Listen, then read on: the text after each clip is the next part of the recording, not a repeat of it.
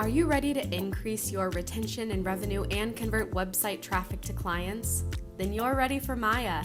Maya is a marketing and client recruitment software. Maya creates better business relationships by pairing the right clients with the right beauty professionals. How do we do it? A matchmaker. Your brand will have its own unique matchmaking survey. By pairing people based on their skill set, budget, personality, and lifestyle preferences, Maya creates lasting relationships that keep both sides coming back for more. You don't get a second chance to make a first impression. Pair the right clients with the right beauty pros the first time. Visit joinmaya.com to get started. Thank you for joining me. This is Katie Whitledge with the Beyond the Technique podcast. And guess who I brought back? Somebody we haven't heard from in a while, but he is one of my favorite guests. He's one of my most visited guests on Beyond the Technique. And that, my friends, is Mr. Jay Williams. He is back. Let me just remind you, Jay has been on to talk about things like it's not what you say, it's what you ask, or the great retail debate. He's joined for that. He's talked about this versus that. He's talked about how retention really equals trust. Today, we're talking about increase your productivity. How do we help our teams become more productive? And also, let me remind you, because Jay's a humble guy, but he has helped leaders from small businesses to Fortune 500 companies really achieve those desired outcomes through his leadership philosophy and methodology. Now, if you've ever heard Jay speak on stage, you walk away with great stories and also those pivotal nuggets that help you become a better leader and a leader that inspires better results in your business. And that's why he comes here so often. So without further ado, help me welcome back Jay Williams. Welcome back to Beyond the Technique. Thank you, Katie. I want you to do my eulogy. I can't tell you when it is, but that sounded so great. Thank you. Now I got to live up to that. Oh man, you are great. And I always appreciate you willing to be here. You work with so many industries, but you have a heart for the beauty industry. Can you tell us why and where that began for you? Yeah, just to net it out, they say behind every great man is a great woman, behind every great story is a great woman. So mine is with my wife, and this would be 21 years ago. She was doing recruitment for Bumble and Bumble. And so I had no knowledge of the industry. And she said, wow, you'd be really fascinated by these people. They're kind of wired for the work you do. You know, their emotional intelligence is high, they're empaths. And I said, I don't quite see the connection. So for anyone who's just listening to this, I have a shaved head, not really a need to go into a salon or a barber shop. But in any event, so that would have been about 2003 or so. And then probably within 6 months, I got a chance to meet a lot of people in the beauty industry. And they had this balance I saw of IQ and EQ, this emotional intelligence. And I was really drawn to the people, really, really drawn to them. So in 2003, an opportunity came available. And so I'll keep it short there, but that's how I got in. And so thank my wife for that. Yeah, well, and everybody listening, when Jay says he's bald, he's so handsome. You need to watch today's episode on our YouTube channel. So if you go to our link in our show notes, you can actually watch today's topic and see the faces behind the names. Also, in our show notes, I will connect you with the landing page on our website with all of the conversations we've had with Jay. You can only get it on that website page that I'll share with you. So, Jay, tell me about this new struggle for owners with productivity. And I'm going to come at it from one perspective, but there's many perspectives of being productive. But one is we are taking a lot longer to do a single service than we did before. And so we've had to charge way more to really continuously meet our revenue goals. We've had to even separate parts from labor and make sure that we're passing on the cost of product to our clients. There's so many ways we could unpack this topic, but from the perspective of being productive, what does that mean to you in terms of helping owners lead their team of artists better? Let me start off here, and not to oversimplify it. The work that I do is around this capacity coaching training. And really, what it is to help people tap into people's potential to maximize their performance.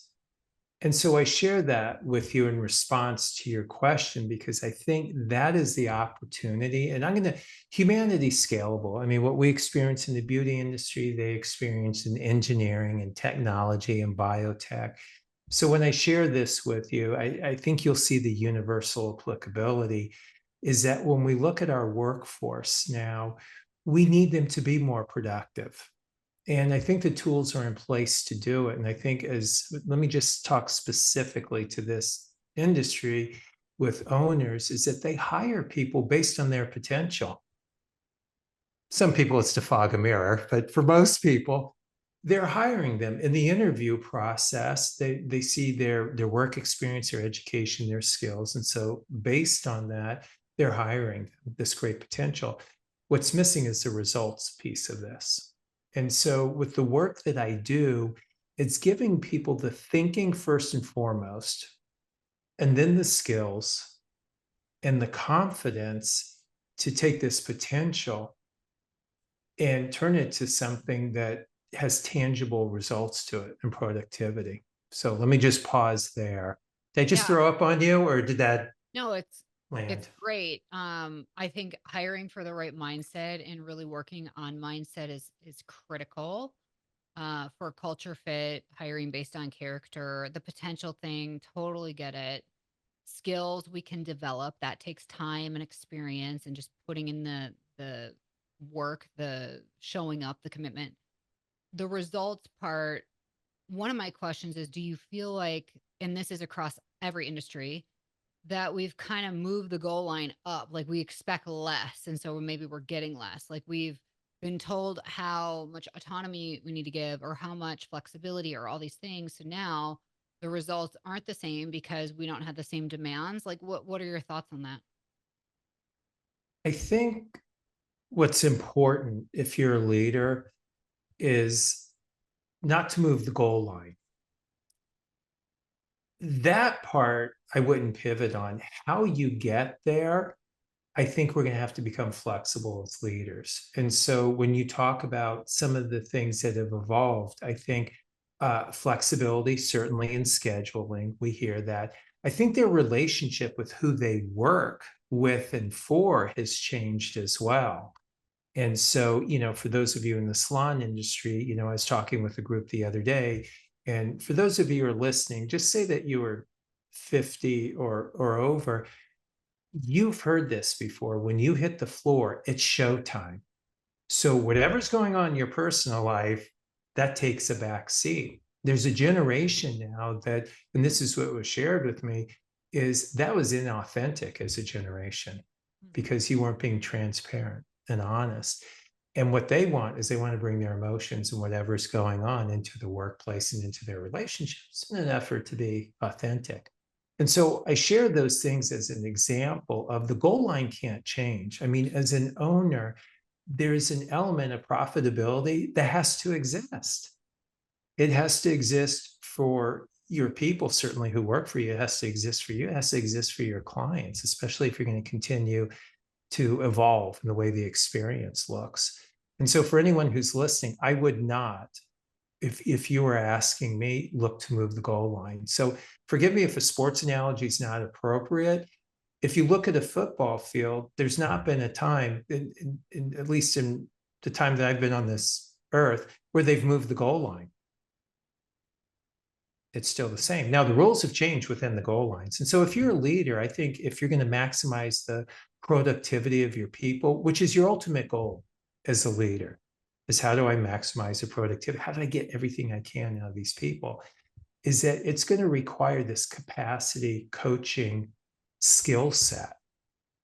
And so we can talk a little bit more about that, but I want to answer your question directly is I would not recommend moving the goal line. What I would do if there's some flexibility It's about how you get over the goal line. Yeah, let's dive into that. And I love the football analogy. We both love sports, so Midwest girl. I know, Yes. totally.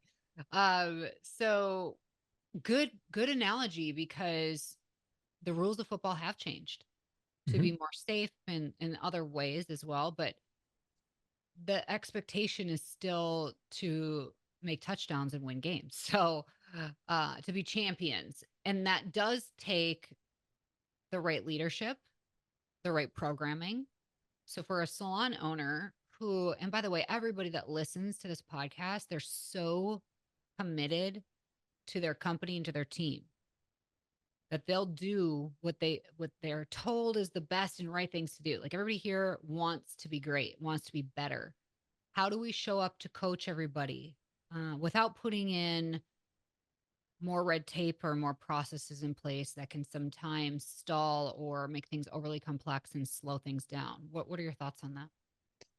I think there's two things that need to exist. So the question is how do you coach these people in real time without having an additional 15-minute one-on-one or a half-hour one-on-one when you don't have that time to begin with? Two things need to exist is trust and respect with your people. So if you're listening and you don't have a high level of trust or respect within the relationship, that's the very first place I would start. I would say that there's a speed to trust that happens. And so to answer your question, that you can have these conversations that are shorter, more productive, and more energizing if you have a high level of trust in the relationship and respect. For those of you who are listening, sometimes people feel as though that's a soft vocabulary as a leader, oh, trust and respect. Amy Cuddy wrote a book called Presence, and she's a social psychologist. She's at Harvard. And in the book, when she was doing research, she found that unequivocally, and this was global research, that people seek out two things in every interaction. Guess what they are? Trust and respect. So after, if you look at Maslow's hierarchy of needs, food, water, and shelter, which the majority of our people have. And by the way, if your people don't have those things, then trust and respect are not the number one things they're looking for. Number one things they're looking for are food, water, and shelter. In where we live in America, I'm going to make an assumption that those people have that. These are two things that need to exist. So foundationally, that you have those two things. The second pinch point, I would say, Katie, is understanding what coaching is from lack of better terms, a clinical definition, because there are a lot of coaches out there. Listen, there's life coaches, there's football coaches. I'm not defining or demeaning that. I just want to say that we have a clear definition. So one of the things, if you're listening, is to differentiate between coaching and consulting or cheerleading or critiquing. There's a difference, or counseling. And I think in our industry, the two, the definitions aren't reciprocal, yet we treat them that way. That I was coaching my people when in theory we're counseling. So for those of you who wonder what the difference is, if you're a consultant to your people versus a coach, you are the subject matter expert. They ask you a question, you give them an answer. So Katie, I know in your work, you do consulting work where people come to you for answers. And you may function as a leader in that capacity. I just want you to know when you're doing it, is that the right approach? A coach is not a subject matter expert. With a consultant, the answers come from the consultant. With a coach, the answers come from the coachee, the person that you're coaching. When you look at counseling, counseling will diagnose a problem. So you might ask a question, well, why were you late? Or why don't you have a comfort level with the consultation? You go back in time and you're diagnosing. With coaching, you ask a what question versus a why. A why takes you back in time, problem focus, whereas a what coaching will be future based and solution based. So you go, hey, what needs to happen so that you're on time going forward? What would need to happen so you did have a comfort level doing a consultation? A cheerleader And by the way, there's a place for all of these. I'm just giving a definition so that you can have clarity on what you're functioning in. Is you share things always in a positive state. And if you can't, or it's not a positive, you have a tendency not to share that feedback. And by feedback, I just mean information and data to improve their performance. And then when you look at a critic, it's maybe the other side is that they're very proficient at identifying problems, not so much solutions. And so stylistically, when things go wrong, and quite often I ask people, how often do you get feedback? And you can guess, twice a year, maybe twice on my review, and when something goes wrong, right? So let me pause there. Trust and respect need to exist. I think being able to differentiate between stylistically in your leadership what's appropriate will help you when you coach to know when to do it, when to select that, and then how quickly you can do it. And I think what people are surprised at, and I'll turn it back to you, is when you can coach, where you can coach, and how quickly it can happen. Yeah. Okay. So I love this. I love that we can improve productivity, but the foundation of the relationship with the person we hope to pull out their potential in order to prove productivity, it needs to be based on trust and respect. Once we Mhm. have that, we can move into these four areas or four styles of communication with the person, depending on the scenario, which would be counseling, consulting, coaching, or cheerleading. I love this format, this kind of framework. So, Mhm. how have you seen, like, can you give us some case studies or scenarios where owners have implemented what you have worked with them on and they've seen productivity increase? Can you share maybe a story of how that's really played out in a great way? Yeah, here's what I want to answer your question. So I don't have statistical data. The type of work that I do, I wouldn't be able to share that with you. I think the more consulting you do, I do have statistical data. So this is important as we have the conversation. What I do want to invite people to do is to go to my website, which sounds like a shameless plug. Here's why. So if you go to the jwco.com, so thejwco.com. Which I will put in our link in show notes for everybody. Yes, yes. And the reason I say it's here's my intent behind doing it is there is data there. There's probably 40 pieces of statistics that answer your question, Katie, specifically about the research that's been done, and including Harvard business case studies about the benefits of this thinking and skills to coach people to increase productivity. And so they're looking at areas that measure retention, referral, rebooking, reviews in our industry. They look at customer service. They look at a reduction in conflict. They look at collaboration. They look at a reduction in conflict. So the things that all businesses, really relationships, are tasked with, if you go to the website, will hit each and every one of those points and build a compelling case why, as far as a leadership style, could be the single most important skill that you develop as a leader. And the reason that I've focused disproportionately on this is I think the biggest challenge for leaders now is that they don't have the answers. I don't know who in society, it's a struggle, right? Because things are moving at such a rapid rate and they're so unpredictable. And so, how do you function? And I think as a leader, having a coaching skills where you have a comfort level, and you alluded to one of the things we talked about previously, is that it's not what you say, it's what you ask. And the skill set that I've delivered, the feedback that I've gotten that's not statistically aligned, but in the way of endorsements, is that I've shifted people's thinking that it's not what you say, it's what you ask. It's not what you say, it's what you get the other person to say. Yeah, so I think for most owners listening, building trust and respect probably comes easy in our industry. We're so relational. We have huge hearts. We love people genuinely. So it might be a disconnect in the way that we communicate. And I almost think of parenting, Jay, like I might need to pull out my coach in this moment or some other type of, depending on my kid. Like one of my kids needs structure because without it, things are not going to go well. Like you're going to get into trouble. Mhm. You're going to be a risk taker. You're going to be talking smack. Like I got to be on your butt and make sure you have a fully structured day.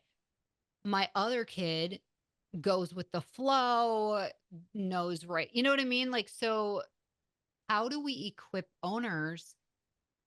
And this could be where you help people, where you come alongside them and you consult and coach with businesses. But how do we help them understand what ways to communicate, like you said, when, where, and how quickly with their team? I think, let me answer your question directly and then just make a little note. 1,000 things going through my mind about communication, how we communicate. So make a note, but I want to answer your question directly. Is I'm going to lean on, this is based on my experience, this is how I would advise someone, is your first strategy is coaching. And here's why, is that I have to ask questions. The reason you want to ask questions, the reason that I do it, I want to know what you know, what you think, and what you feel before I respond.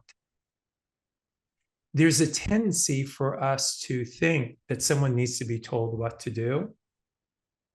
Have you ever told someone something, if you're an owner, they go, yeah, I know I should have done that. Yeah, I knew that. That is an indicator to you that they know. Now, the next thing is I need to know how you think and you feel about that. That will determine really the next question that I ask.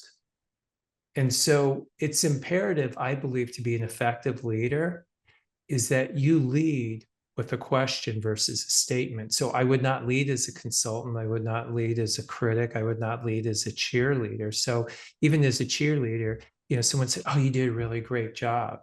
As a coach, you'd say, just give me your feedback. What was your perspective of what transpired in that interaction? How well did that go for you? That's the example of being a coach versus a cheerleader. A consultant might say, hey, listen, here's what you did really well in that consultation. Whereas a coach would walk me through what you have a great comfort level with, what you think went well, and then walk me through what you think you would do differently based on your experience. So I think you can hear the nuanced differences. The coach does not require you to be a subject matter expert. So I think in our industry, a majority of owners, Katie, and I think it mirrors your experience, they became owners and leaders by default. All they knew is I didn't want to work for this person and I'll open my own spot. And then their friend goes, oh, I'll come and work for you. Right. And then all of a sudden they went from 2 to 5 to 6. And as with someone last week, she goes, I'm 45. I have no idea how this happened, except I got 7 people last week because the salon closed. Right. And they don't have this skill set, but what they're nervous is about is I don't know how to do this. If you don't know how to do it, coaching's perfect for you. So I want to maximize their potential. I don't know what it is until I ask. So once I know how you would handle that situation and what you would do and what you would do differently, now I know where I can contribute as a coach. I may not need to contribute in any capacity to them except to ask them questions and help develop their thinking. And your primary function as a leader is to improve the thinking of your people. If you're doing the thinking for them, you're going to miss on that primary function, which is to improve their thinking. But I don't know what their thinking is if I'm always telling them what to do. And so this works with parenting. It certainly works if you're married. It certainly works as a leader as well. And I've seen leaders, and I've been one that doesn't know more than my people. They certainly know more than me and have been very effective building trust and respect by asking questions. I even have trained myself, even when I know the answer. And I think this is a great starting point. When you know the answer, train yourself to ask a question. And people go, Katie, what should I do in this situation? And you go, listen, I have an answer for you. Before I respond, just walk me through what you would do. And my experience has been, it's interesting with asking questions, is that people are looking for, they're not looking for information, they're looking for confirmation. If they've worked with me long enough or with me, they know the answer. I mean, how many times as a leader, if you're listening, have your people asked you a question? You've asked me this 1,000 times, right? Haven't we had this conversation before? And that's what I found. So by asking them, what would you do? It develops their confidence and their decision-making ability, which I think is imperative to someone's productivity and developing the speed in which they work if they have confidence in their own decision-making ability. Which goes back to your topic of how do you increase productivity, develop their confidence in their decision-making ability. How do you do that? By asking them questions to understand what their thinking is. Boom. And that's all Okay, right. boom. I'm kidding. Okay. Yeah. No, so many good nuggets with that. I love how you said they're looking for confirmation, not information. I see that so much.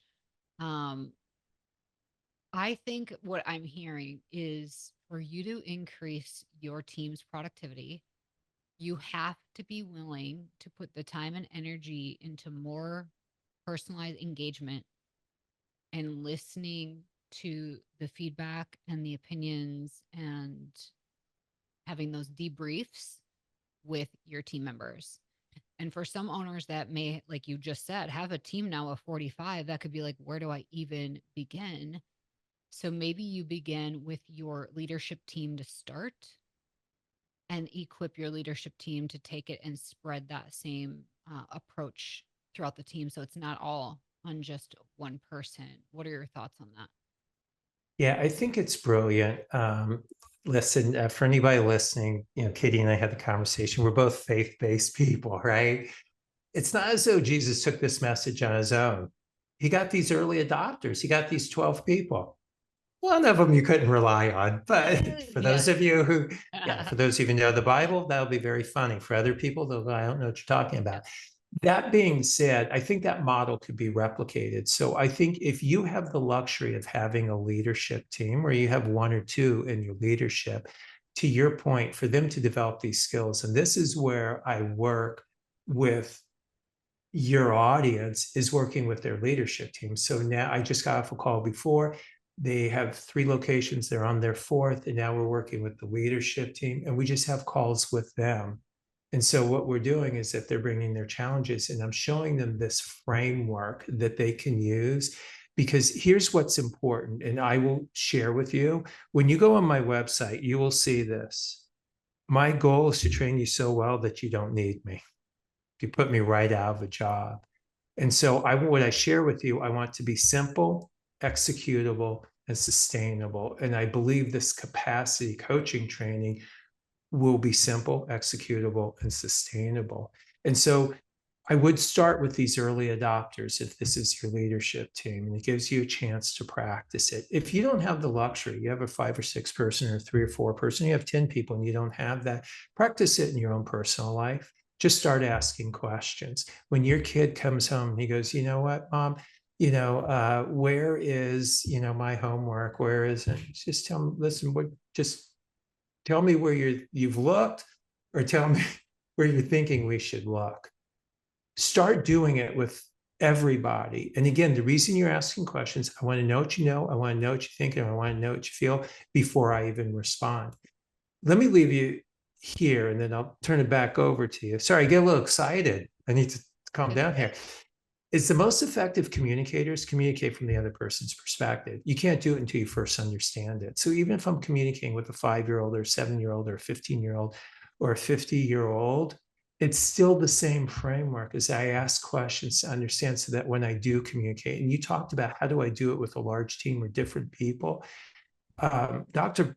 Paul Hersey, he was an organizational psychologist during the 50s. He came up with situational leadership. It's still one of the most widely used philosophies. But one of the things that he stated in one of his books is the most successful leaders adjust their style based on the needs of the individual.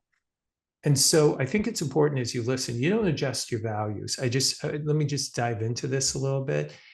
And your style, I don't know that you have to adjust. what I would share with you is that by asking questions, that is your style, any adjustment you need to make will come to the forefront very quickly by asking that question. Let me introduce something else here, if I can. Is another reason I ask questions to understand is I just need to know what goes into anyone's readiness level, and we're getting back to productivity, is their willingness and their ability. And so I just need to ask you this question to know, is it that you can't do it or you won't do it? When you talk to your people about being on time, about doing a consultation, about making recommendations, about the dress code, I mean, do I need to go on? I know it's nauseating. And by the way, I'll tell you what nauseates me is 21 years ago getting into the industry. It's the exact same things that annoy owners, right? Dress code, punctuality, talking in the back room, right? All those things. Is if I'm talking to you about a backroom or issue or having a conversation with someone that issue isn't with them or being late or dress code, I don't need to tell you what to wear. If we've had that conversation and you have a policy and procedure manual, it's not an ability issue, it's a willingness issue. So that's a different conversation. So let me pause there. I get worked up, Katie. You're going to have to put up a stop sign or something. No, you're good. But it's so funny that you brought up willingness and ability. And this must be a God thing because I'm reading this book by Ken Blanchard. Some of you know he Yeah. wrote The 1 Minute Manager. He also wrote a book called Leading Like Jesus in Your Parenting. And it literally today's little chapter was on how to understand the difference between willingness and ability. Like you can't expect a 2-year-old to make their own lunch, but you can expect, you know what I mean? So it's like the ability, do they have the ability? And if they do, then we work on willingness. And it's funny, I want to encourage owners listening, like sometimes we try to ask questions or take this approach and it falls on what seemingly is like deaf ears, but don't give up. And here's my example. I have a 7-year-old who's on the verge of 17. And so I'll say, hey, what's the highlight of your day? And he'll be like, I can't remember. I don't know. And he doesn't want to talk about it. Fast forward 2 months later, I haven't given up. And I say, what was the highlight of your day? He goes, the highlight of my day, it was, and then he gets into it. And I'm like, yeah, this is so cool. I want this from you. I secretly kind of want you to be 17, but don't rush it. Don't rush it. Don't rush. You know what I mean? So that's just what I want to bring up is to encourage owners. I think every coach needs a coach. So every owner really should have that mentor in their lives. And I love that that is a way that you come alongside owners and their leadership teams. And I also think just as we're implementing new ideas and new ways to be better leaders, that we just don't give up after a few times, Jay. So, okay, we could go on and on. And this is why I said to you behind the scenes, we need to like literally have this annual conversation because you bring so much to the table. But if we're going to kind of summarize, or if you're going to kind of bring up a final word of encouragement or wisdom for everybody listening today, what would you want to share with everybody? This is like the Miss America pageant, where how do you solve world hunger? I think I'm going to play off of what you just said. Is there something about tenacity and not giving up?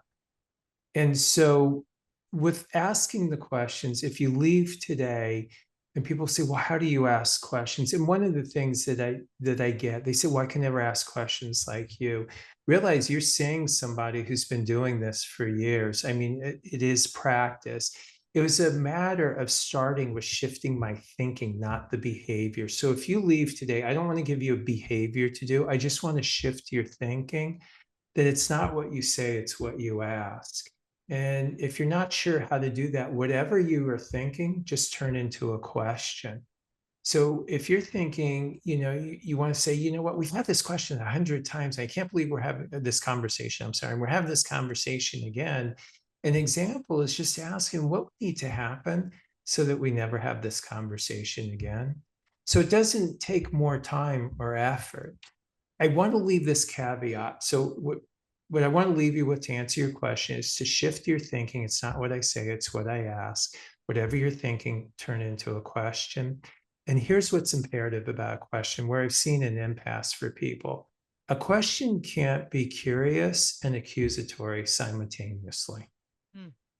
So when you're asking a question, don't go, why didn't you do that consultation? Why weren't you on time? Why didn't you have that information to me when you said you were going to have it? Why questions feel accusatory, and it puts people on the defensive. So when you ask a question, find a way, what, how, when, who, something that's open-ended, that's truly inquisitive. How'd I do? Am I Brilliant. going to win Miss America? Am I going to get a sash? How'd I do? Oh, you did amazing. You did amazing. And I really appreciate your wisdom, your insight. So thank you, Jay. It's good to see you, and I appreciate you being here with me.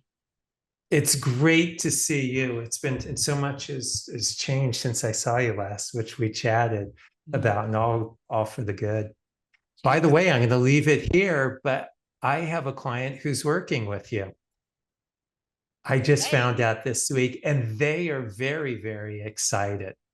They are very, very excited. Yeah. So we seem to run in the same circles. we're in the same circles. It's a good thing. Yeah.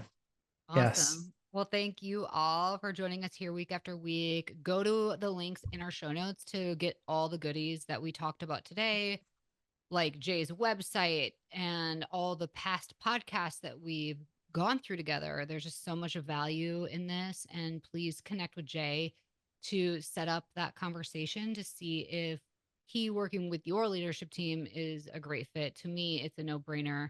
He's brilliant. And I'm thankful that he's always willing to just share so graciously with all of us. So until next time, everybody, have an awesome day.